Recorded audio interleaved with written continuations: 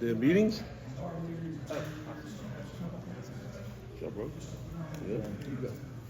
What's up, dude? Hey, bro. How you been? Doing good. Doing good. Well, I guess you got one of the more stable veteran rooms on the team. How's fall camp going? It's been really exciting. Really just being able to see a lot of the same familiar faces. The thing that we're just focusing on now is just continuing to hone in on our techniques. The way that we run our routes, the depth, and all that. And so it's been good. It's been fun. As you can hear, the guys are excited to have an off day. We just got done with meetings, so they're ready to get out of here. But it's been good. It's been good. Valdo, B, Luke, Mike, added Rico through the portal. And we got a couple new walk-ons, but everybody's healthy so far. Man, has it been different working with Derek as offensive coordinator? How's that been? It hadn't been different. It's been fun. I think the one thing that you'll hear a lot of is just the continuity. Obviously being with Coach Jake for our second year together, but everybody else in that room, we've worked somehow, some way. And so I was with Derek at a previous stop for 7 years, and so it's been really, really interesting to see his growth and his knowledge of the game. But it's been fun. We've been sitting in there going through some stuff and just reminiscing about all the good times that we've had, and hopefully we can have some more of that here. How do you feel like Derek Mix's offense plays to the strength of your position group? I think just him being able to see, the success that we had with Evan and Dawson when we were all together, and then this previous year where they had, the Caden kid, the 86 from Ole Miss, and seeing his progression there. The thing that surprised him, and he didn't realize how deep our room was. And so that's been really exciting for him, being able to kind of implement a lot of our tight end stuff and some of the stuff that Coach Freeze has done in the past. So it's been good for us, but for Coach Nix, it's kind of a new era for him because now he's got multiple tight ends that he could put out on the field and be really comfortable with stretching the field.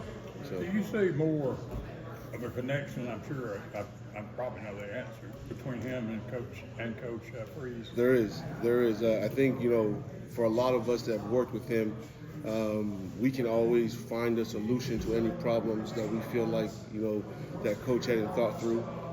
When he presented some certain things, certain concepts, we've already kind of know where his mind is going. So again, like that continuity of everybody with Coach Harris and Coach Kent.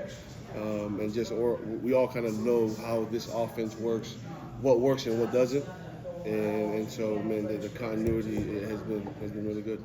With the added playmakers on the outside, is Valdo able to spend more time back, more in a traditional tight end? Like, was he spending a lot of time tinkering outside as a playmaker, and now he's maybe able to hone in a little bit more on? Yeah, and that's what whatever we had last year, we had to find ways to find our playmakers, get them the ball.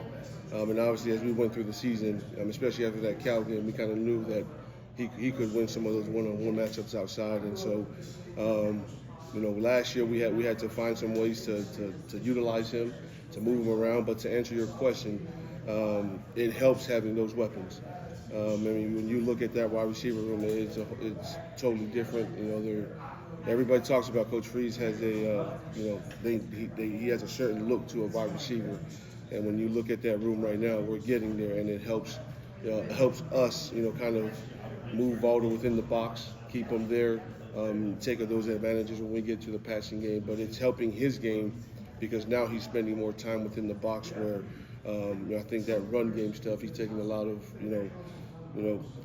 pride in what we're doing in there. Ben, what's it like coaching a tight end older than you with Luke Deal back? You still have a question? Fun, he's almost like I forgot who I was telling this the other day. He's almost like a second coach in there for me. We go through all the schemes and everything, and it's been fun. The really good thing with him is, his wife, Ansley, they're about to have a baby here soon. So, just another year with him has been really good. What about Micah? He's the guy, the one that's always had A lot of promise, a lot of hope, and what are you looking for? And how's Shoot, it going for him? the one word that we've always used with him was consistency, and just seeing where his game has gone in a year and a half. We jokingly in the meeting room yesterday, showed some clips of him when he got here his first year, and to see how much he's progressed over the years in his footwork and his physicality's never been a problem for him. But to continue to, a lot of things that we're asking him to do, he didn't do in high school. So I'm excited about Mike. You'll see a lot of Mike, hopefully as he stays healthy more this year. Apologize if you already got asked this, but do you feel like Rivaldo has a little bit of a chip on his shoulder after not being mentioned on the SEC preseason honors, or is that not a factor? I think he's always got a chip on his shoulder. He's a kind of young man that comes in and works, puts his head down, and whatever success comes his way, he's going to take it. He's a huge team player. The thing that we've emphasized, man, when a play comes our way, make it, and do what we're asked to do. If we got to go block the box, let's go do that. But I think for him, he just puts his head down and goes to work, and he wasn't mentioned whatever it was last year, and he ended up being a really good player for us, and so I know he's excited about that. Ben, you always hope for the best when you get guys out of the portal, but did you think getting Valdo out of FIU, do you think he could be an all-SEC guy year one? Did I think? I had hopefully I thought it was going to happen, but, I don't know if I've ever said the story. When FIU, his freshman year, came to Liberty when we were there, he was their tight end. And, he went off that night. And I looked at Coach Lowe and I told him if I'm ever at another school where he hits the portal, that's who we're going to go get. And lo and behold, 2 years later, we get here. Again, a couple weeks later, it's just crazy how it happens. But seeing him in person, I kind of knew what his skill set was. What makes him so good in those contested catch situations? He's a big guy, obviously, but I think it's just him he's a basketball player before he played football his junior year. I think that's what it is. It's just him being able to, he's got really strong hands. He knows how to maneuver his body. I think that's what has kind of, helped him with the ball skills and everything. What have you seen from Rico so far? Rico, super physical kid, obviously because he played defensive end in high school.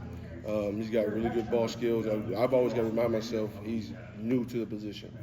But him learn his learning skill, it's been really good. Micah's kind of taking him under his wing and kind of teach him the ropes. But it's been really good to see, some of the things that he's doing out there with his skill set and the physicality that he plays with. The one that's exciting me a lot right now, and he hardly gets talked about, is Brandon. He is. I'm excited about Brandon. I'm excited about what he's going to do. But he's had a really good camp for us. Hopefully he continues to stay healthy. But he's the one that I think, when he came out of high school, everybody was excited about. But I think, we found a home for him where he can be really, really effective. What's he excelling at? Where is he taking off? It's the run game was always a strong suit, but it's more of the passing, the ball skills. Again, another basketball player. He caught a slot fade in practice the other day, and that's kind of where you saw him. It's very similar to the catch against LSU. Something like that he's doing more in practice. That's got us, our offensive staff really excited about what he's going to bring to the table. you got a lot of guys in your room who have played a lot of seasons of college football. What do you like about that? That's what I love about it. I just tell those guys, hey, these are the tools that we use, right? This is the scheme, and if anything changes on the field, they can all fix it for you. So that's the advantages of having those older guys in there, and I've been really blessed with that. Ben, things have been going well on the recruiting front. Why is that in your eyes? I think it's just now that we've got a chance to really build relationships. I know when we first got here we were a little behind, but for us to have a year and a half, even 2 years to build a relationship with these young men, I think that's what in Auburn itself. You get kids on campus. A lot of these kids, they talk. So when a kid comes to visit Auburn, they talk to their buddies and they're like, okay, I got to go see it for myself. And I think that's what it is. And just Coach Free sets the tone for all of us. He's relentless in that area, and so we're always competing. Who's going to be the first one to call a parent or call student athlete, and then we all do it collectively as a family. So, whatever tight end we're recruiting, I mean, Coach Nix and those guys in the offensive staff room, they know them just like I do. Ben, we get to see pictures and videos and all that, but what's the craziest catch you've seen from Cam, whether it's in spring practice or fall camp? Oh wow, there's a lot. We've been only practicing for, I guess, seven practices. He's a special specimen, if I would say. But I think the other day when he caught the fade ball in the indoor was one of the top catches I've seen freshmen make. Coach, apologize if you were asked this, but where did you feel like Rivaldo had room to improve after that first year? You mentioned before he's still relatively new to football, a big-time player at his position. Where did you feel like he excelled, and where did he need to improve after that first year? I think just him excelling was more of the understanding of the concepts of what we use, right? I did not realize his IQ, his FBI in football was that high, and that's been really good. He obviously excelled in the pass catching area, but I think the area that he needed to work on the most in this offseason that we've talked through a lot is, one, the run game, our footwork, being more, let's go attack, right, support instead of being more reactive, and then two, just being able to be violent with our cuts, right, and creating separation when we need to. You mentioned Brandon, a couple of players have mentioned him in the last week or so too. What's it feel like to see a guy knowing his story, knowing the ups and downs, the adversity of his college football career, knowing that he may have, that he seems to be in line for some playing time in his last year as a player? It's good that you asked that because I've been asked, a couple of times about what my passion is. And my passion is football, and the other thing is to see these young men grow, and to see them continue to be what they envision themselves to be, and to see Brandon, the success he had last year, and to see him continue to stack days, and just, man, I'm so happy for him. I'm happy for his family.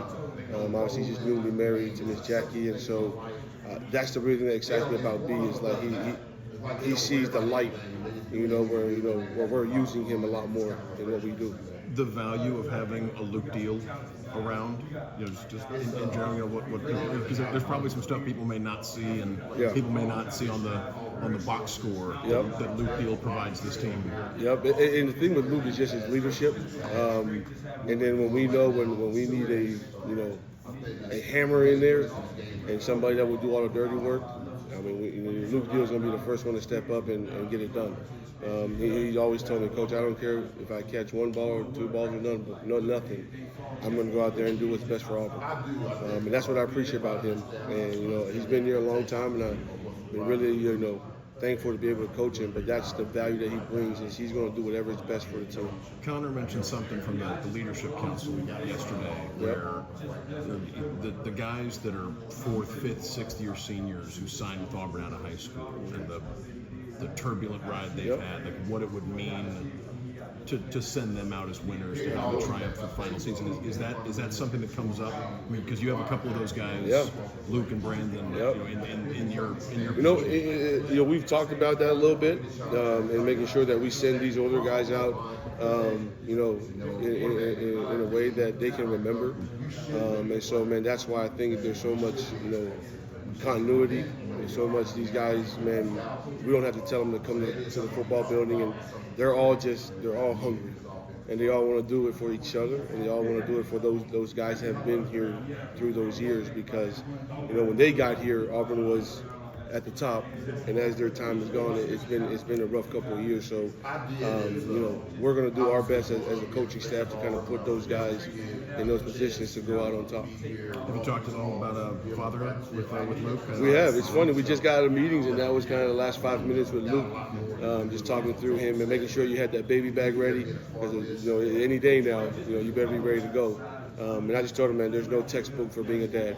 Just do what's best for you and Ainsley, and whatever works for you guys works for you. But we've had those talks. You talked about the veteran guys in your room and the guys that have been here for a while, like you've been saying. What are you looking to see from Micah this year that he can bring to the table in that room? And the one word that I've always used with him, and he could sit right here, is just the word consistency. being able to do the footwork over and over again. We're never going to be perfect, but if we do it 10 times, I expect 8 out of the 10. And that's what he's been really good at this past through camp right now, and be encouraging to see him go out there and play. I mean, the physicality again, it's never a question with Mike. He's going to go out there and butt heads and throw people around and pancakes, and it's just let's continue to be consistent in our play. But I've always said it since day one. I love that kid. I can't wait to see his growth, and he's going to be a vital part of our offense this year.